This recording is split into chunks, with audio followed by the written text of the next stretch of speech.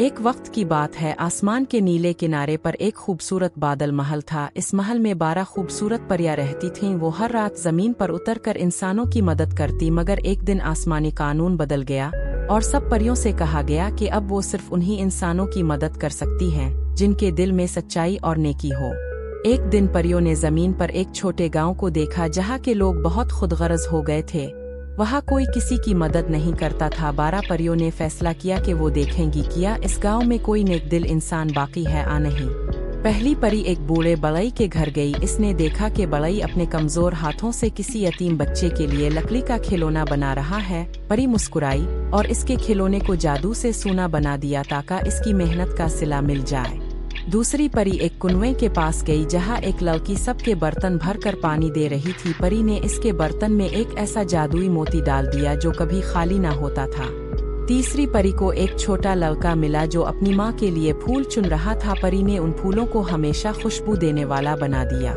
ऐसे ही हर परी ने किसी न किसी नेक दिल इंसान को पहचाना और इनाम दिया, मगर 12वें परी को कोई नेक इंसान न मिला। वो बहुत उदास हुई और वापस आसमान जाने लगी कि अचानक इसे एक छोटी सी चिड़िया नजर आई जो जख्मी थी। परी ने इसकी मरहम पट्टी की। चिड़िया ने शुक्रिया में एक पर गिराया जो चमकने लगा।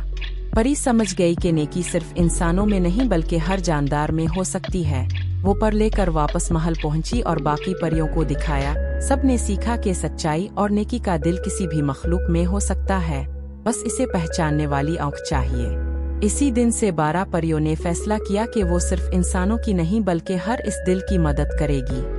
इसी दिन से जमीन पर हर सुबह जब रोशनी फैलती तो लोगों को महसूस होता जैसे हवा में खुशबू सी घुल गई हो। दरअसल वो 12 परियों की दुआ थी जो हर नेक दिल इंसान के गिर्द रोशनी बनकर घूमती थी।